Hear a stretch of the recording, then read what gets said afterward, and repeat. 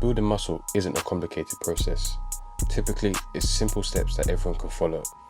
And in social media and on YouTube, there's literally thousands of videos from different people all over the world giving out their advice, including myself. However, the fitness industry tends to complicate things, which can leave beginners in a state of confusion.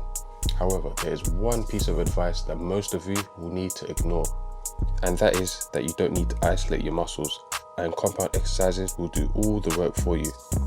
You tend to hear this advice mainly from powerlifters and some calisthenic athletes, since their style of training is more compound focused.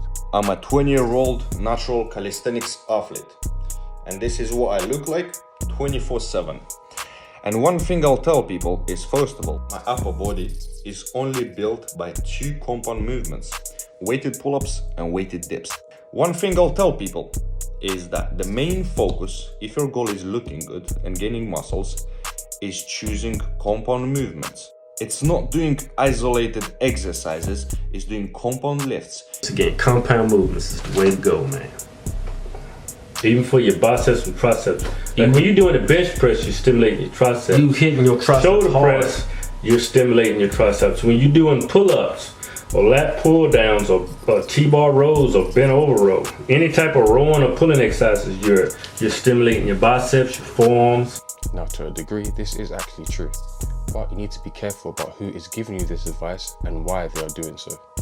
There are some people out there who can just do compound exercises and build big arms especially, but you need to take into account that these guys are genetically blessed.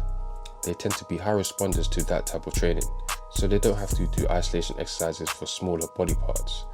They may also have fuller muscle bellies as well as shorter tendons, which gives their muscles more of a fuller and pronounced look.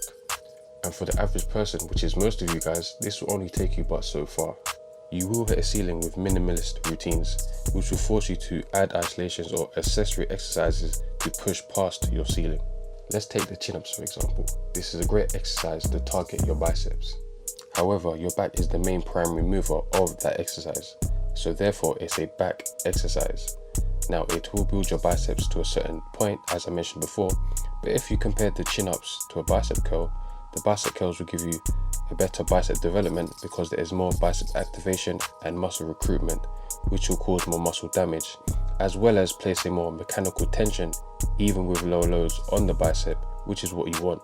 This isn't limited just to the biceps, but to all smaller muscle groups like the triceps and the shoulders, specifically the side delts.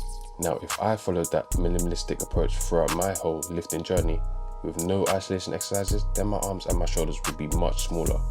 Now, this isn't a personal attack on anyone, because if something worked for them, then you have the right to talk about it.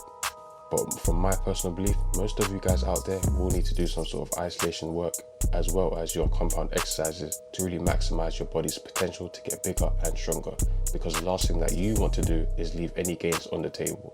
The overall message is what works for someone else might not work for you, and if you don't have top tier genetics, you need to do what's best for your body. Now, fitness is about trial and error, so experiment out there with different exercises and see what works best for you. Thank you guys for watching. I'm out.